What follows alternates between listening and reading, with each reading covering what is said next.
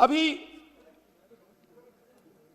हिंदुस्तान में एक माहौल पैदा किया जा रहे हैं कि हिंदुस्तान की दुश्मन है मुसलमान। धीरे धीरे उसके साथ हिंदुस्तान में और एक माहौल पैदा किया जा रहे हैं कि हिंदुस्तान की दुश्मन है हमारे अन्नदाता किसान। एक तरफ मुसलमान और एक तरफ किसान, दोनों को खिलाफ आप लोग जंग छेड़े हैं। यह तो सच्चाई है। अगर यह सच्चा नहीं होता तो हमारे दिल्ली की सीमा में यह नजारा हमें क्यों देखने पड़ता? यह क्या हमारे लिए क्या गर्व की विषय होते हैं? बात सुनिए, यह क्या हमारे लिए गर्व का विषय होते हैं कि जहां हमारा सदन है, जहां हिंदुस्तान की लोकतंत्र की सबसे बड़ा पंचायत होते हैं, यहां से 20-30 किलोमीटर दूरी में हिंदुस्तान की लाखों की तादाद में किसान आकर खुले आसमान तले महीनों भर अपना बात रखते हुए एक दुर्दशाग्रस्त एक जिंदगी गुजार रहे हैं। क्यों 200 से ज्यादा हमारे किसान को जान गंवाने पड़े? क्यों? क्या हो गया? क्या हमारे प्रधानमंत्री जी ये दिल्ली में रहते हुए सारे हिंदुस्तान नहीं बल्कि सारे दुनिया के साथ आप वार्ता कर सकते हैं, लेकिन हमारे किसान के साथ आपको वार्ता करने का फुर्सत नहीं मिलता? क्या इतना अहंकार क्यों आपको? यह अहंकार किसी को आगे जाने में रुकावट पैदा करते हैं प्रधानमंत्री जी। अहंकार मानवता की क्षति करते हैं। आप लोहे की कील लगा दिया, आप कटीले तारों की बैरियर लगा दिया, आप बिजली पानी कर दिया, आप इंटरनेट बंद कर दिया, आप ट्रैक्टर घुसने ना पाए इसलिए नया नया कानून को अपना रहे हैं कि 10 साल की ज्यादा ट्रैक्टर नहीं घुसने देंगे। क्यों इस तरीके के अत्याचार हमारे किसान के खिलाफ क्यों कर रहे हैं? किसान आपके खिलाफ क्या किए हैं? हमारे किसान की ये दुर्दशा, ये बर्बादी हमें सहन नहीं होता, इसलिए सदन में आके हम चिल्लाते हैं, शोर मचाते हैं, गुहार लगाते हैं कि कम से कम किसानों की मुद्दा अलग से चर्चा किया जाए। वो भी आप नहीं सुनते। वो भी आप नहीं सुनते। आपका बहुमत है, आप नहीं सुनोगे। बहुमत की बाहुबोली को बंद करो। ये बहुमत की बाहुबली लोकतंत्र के लिए कोई शुभ चिन्ह नहीं होते हैं। ये बहुमतों की बाहुबली बंद करो और किसान के साथ वार्ता करके आप किसान की मांग पूरा करो। सदन में सारे विपक्ष की ओर से और खासकर आपका पार्टी भी बहुत सारे एमपी की ओर से मैं ये गुजारिश करता हूं। आपके पार्टी के बहुत सारे एमपी हैं, चुप्पी साधे बोलते नहीं।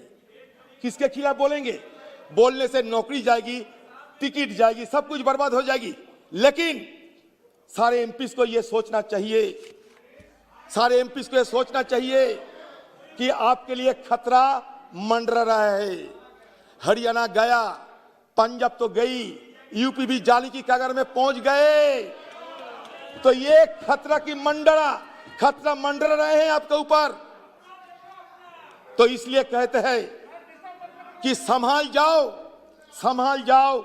ये बीजेपी वालों किसानों के खिलाफ जंग मत छेड़ो। किसान हमारा भाग्य विधाता है, किसान हमारा अन्नदाता है।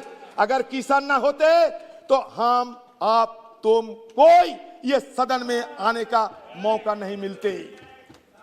अरे इस तरीके की कार्रवाई किया जाता, किसान हमारा दुश्मन है।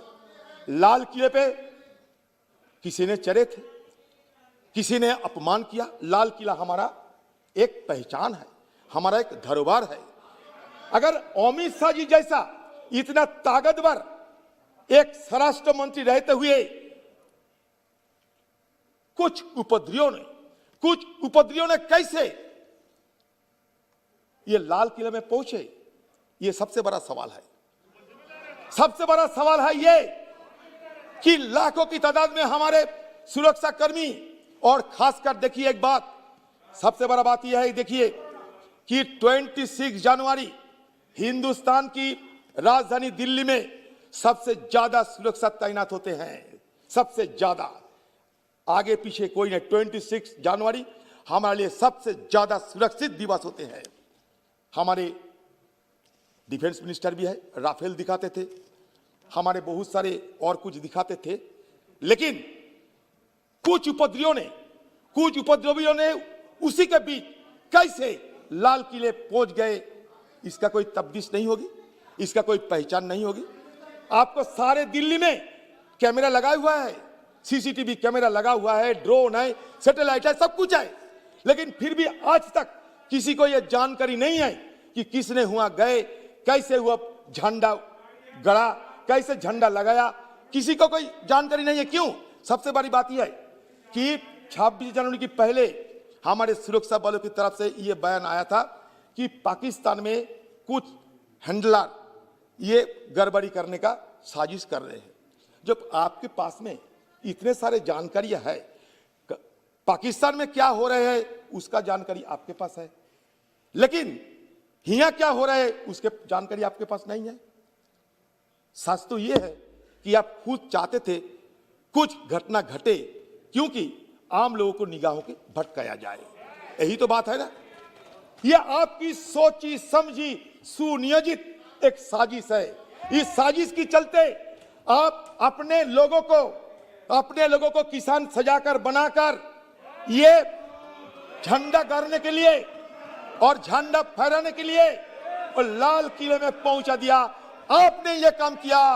अगर सही ढंग से तफ्तीश हो तो पता चलेगा ये कोई नहीं, ये षड्यंत्रकारी कोई किसान नहीं, षड्यंत्रकारी सेब और सेब ये सरकार की नुमाइंदे है, सरकार इसके पीछे है।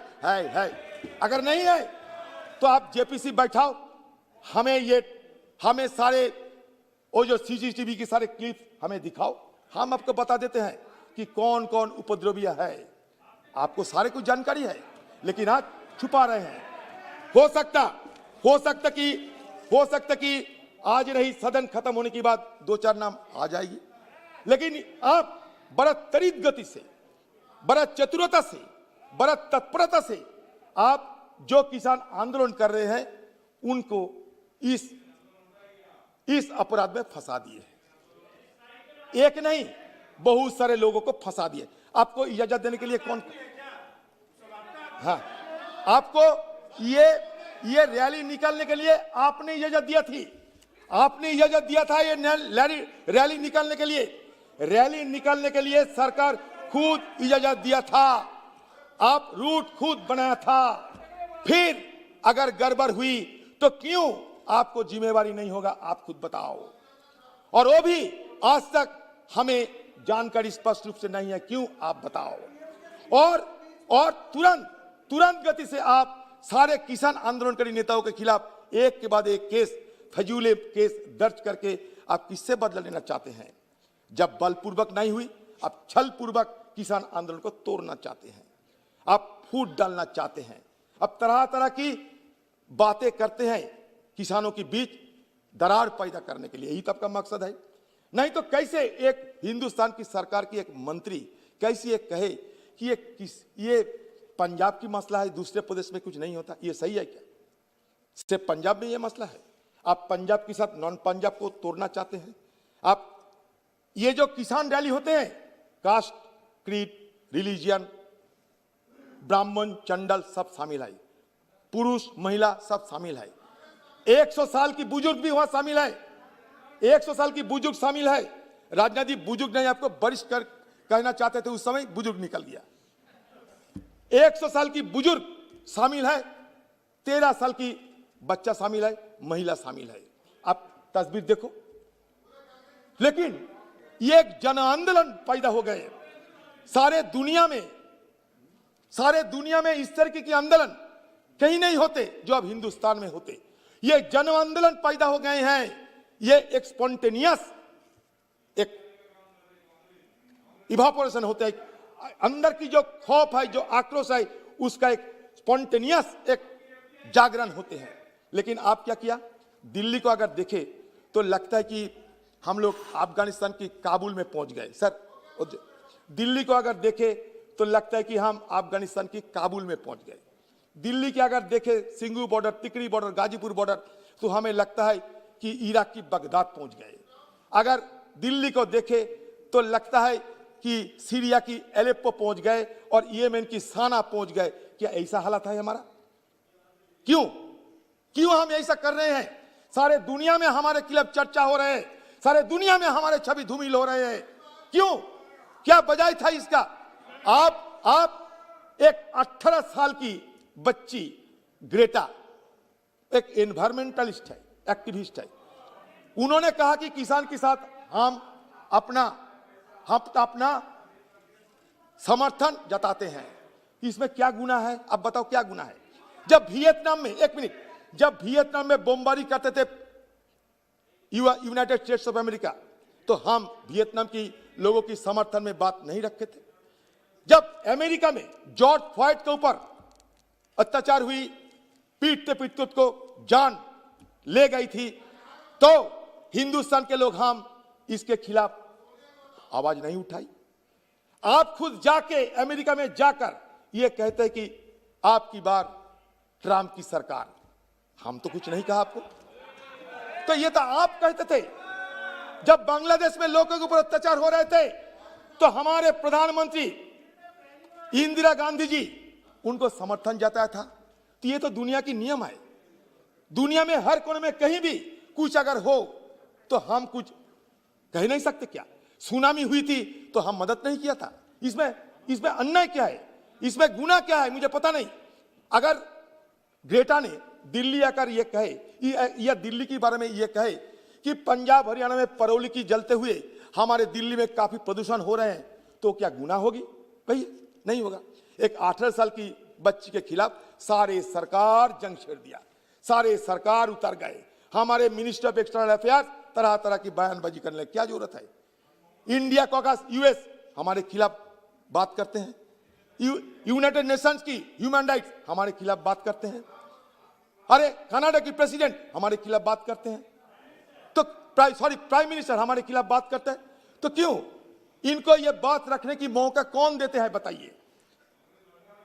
अगर आप लोग हमारे देश की अच्छे बड़े जो सेलिब्रिटी है, सचिन तेंदुलकर, लता मंगेशकर, इनको गुमराह करके इनको आप इस पे आपकी ये नारे में शामिल कर रहे हैं, इसको बरगा लेने का क्या जरूरत था?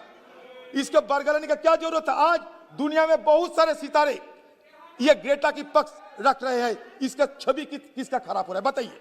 एक निष्पक्ष बात करना चाहते हैं मैं, इसमें छवि किसका खराब होता है? हमारा देश का इतना कमजोर है, हमारा देश की 130 करोड़ आबादी का इतना कमजोर है कि एक 18 साल की बच्ची हमारे खिलाफ नहीं, और इस किसानों की पक्ष रखने के चलते हम उसको दुश्मन समझ रहे हैं कि हमारे हिंदुस्तान की यही तस्वीर होगा, हमारे हिंदुस्तान की क्या यही नजारा होगा?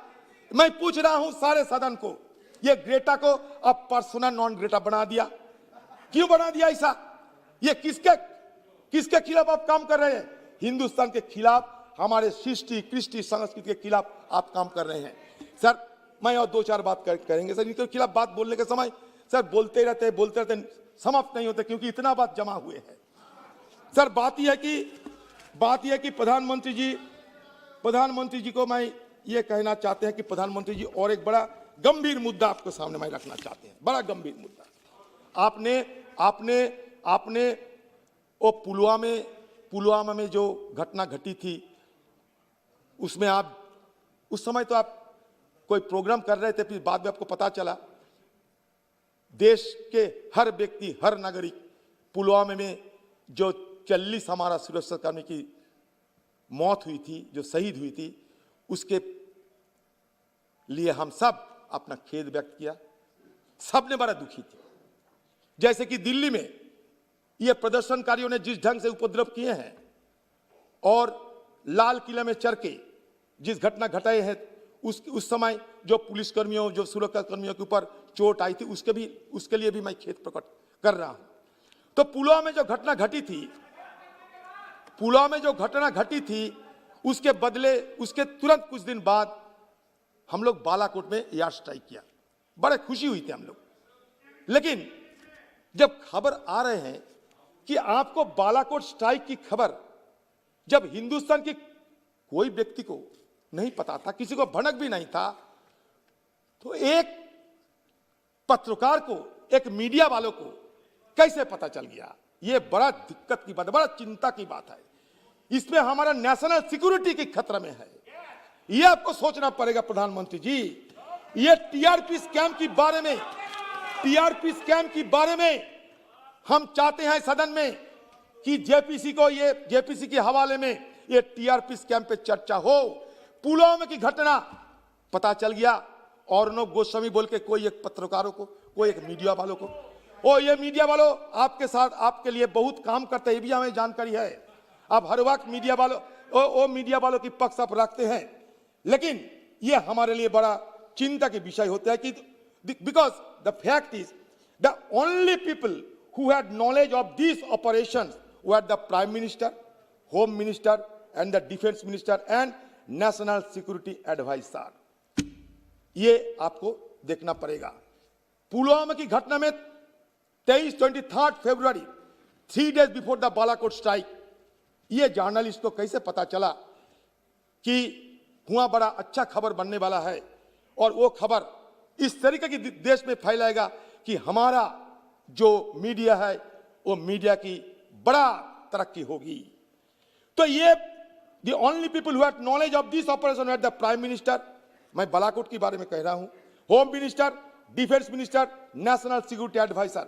इन a simple exchange between Arnab Goswami and Parthdas Gupta, it is mention, it is a good for big man in this session, he will sweep polls then. ये मैं नहीं, उन्होंने कहा है। Who is the big man? मेरा सवाल यह कि who is the big man? किसके लिए किसके लिए अर्नब गोस्वामी ये बात रख रहे थे? Who was the big man?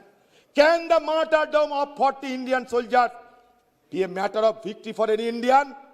Which one of these 4 individuals shared sensitive secret about a top military operation with a civilian not authorized to possession such information?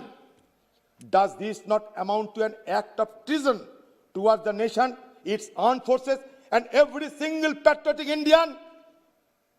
Is this not a brazen violation of the Official Secrets Act?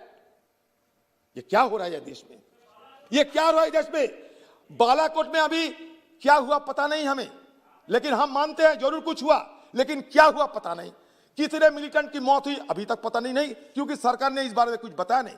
लेकिन बालाकोट घटना के तुरंत बाद पाकिस्तान जब हमारे ऊपर हमलावर हुई थी, हमारा एक हेलीकॉप्टर को खत्म कर दिया, हमारे 2-4 आर्मी मैन भी उसमें शहीद हो गए थे, और बड़ी बड़ी बहादुरी के साथ हमारे जवान अभिनव वर्तमान वापस भी आ गए थे। सारे हिंदुस्तान के लोग बड़े खुशी हुई थी, हर्ष उल्लास किया था। लेकिन असलियत क्या है ये जानने का अधिकार हम सबको है। बालाकोट अभी भी अंधेरा में छाए हुए है, अभी भी बालाकोट की सीक्रेट्स उजागर नहीं हुए है। इसका मतलब ये नहीं कि हमारे जवानों पे हम जरा भी शक कर रहे हैं, बिल्कुल नहीं, बिल्कुल नहीं। लेकिन जिस ढंग से बताया जा रहे हैं कि बालाकोट की घटना, बालाकोट की एयर स्ट्राइक चुनाव की फायदे के लिए किया गया है, चुनाव की फायदा होगा, और उसका जानकारी प्रधानमंत्री की पहले, हम देशवासियों की पहले जो जानकारी प्रधानमंत्री जी, स्वराष्ट्र मंत्री, डिफेंस मिनिस्टर और नेशनल सिक्योरिटी एडवाइजर को पता होना चाहिए, उसको पता कैसे लग गया एक दूसरे व्यक्ति को ये नेशनल सिक्योरिटी के लिए खतरा नहीं है? ये जरूर हमें जानकारी लेना चाहिए। और भी माननीय सदस्य हैं, आप सर ठीक है सर, अगर आप कहे तो मुझे दिक्कत नहीं, आप पूरा समय ले लें तो फिर और माननीय सदस्यों को बोलने का अवसर नहीं मिलेगा। ठीक है सर, मैं आप बैठ जाइए, आपको इजाजत नहीं दी अभी। सर बात यह है कि सर ये इतना गहरा, आपके दल के लोग सर इतना ये गंभीर मामला है सर, ये देश के लिए बड़ा गंभीर मुद्दा है सर, इसीलिए मैं कह रहा हूं सर। यह डिफेंस मिनिस्टर साहब भी है, मुझे पता है कि उनका कोई जानकारी नहीं रहते। आप तो कहते कि वो ड्रोन वॉरियर बना रहे हैं, तो ड्रोन वॉरियर जब HAL बना रहे हैं तो हमारा राफेल क्यों बनाने सके है, ये भी आपको सवाल करता है। क्योंकि राहुल जी हमारे नेता बराबर इसके लिए पक्ष रखते थे कि हमारे हिंदुस्तान में जो HAL है, हिंदुस्तान एरोनॉटिक लिमिटेड है, उनको राफेल बनाने की कुछ सुविधा दिया जाए। जब ड्रोन वॉरियर बनाना चाहते हैं हिंदुस्तान में, तो राफेल की कुछ हिस्सा क्यों नहीं बना पाते, ये जरूर हम जानना चाहते हैं। और डिफेंस मिनिस्टर आप बताइए कि लद्दाख ले में हमारा हाल क्या है, आंखों देखा हाल बताइए। हमारा अरुणाचल में क्या हो रहा है, सिक्किम में क्या हो रहा है। प्रधानमंत्री जी कह रहे थे, कोई नहीं घुसा, कोई नहीं घुसे हुए हैं, कोई कैंप नहीं कब्जे में आए हैं दुश्मनों की, लेकिन 1000 स्क्वायर किलोमीटर की इलाका कब्जे में है। आप खुद कह रहे हैं कि स्टेटस को चाहते हैं।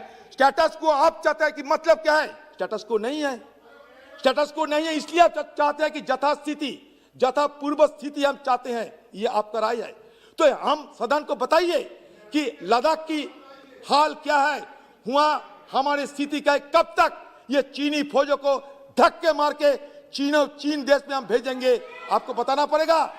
हम सारे आपके पक्ष में हैं, हम सारे हिंदुस्तान की वीर जवानों के साथ में हैं, लेकिन लद्दाख से चीनी फौज को धक्का मार के गर्दन पकड़ के निकालना चाहिए, ये हमारा मांग है। सर आजादी की कभी सामना आने देंगे, हमारे शहीदों की कुर्बानी को बदनाम ना होने देंगे। बची रहे जब तक एक बूंद लहू अपने रंगों में, भारत माता को आंचल को बदनाम नहीं होने देंगे। जय हिंद। धन्यवाद।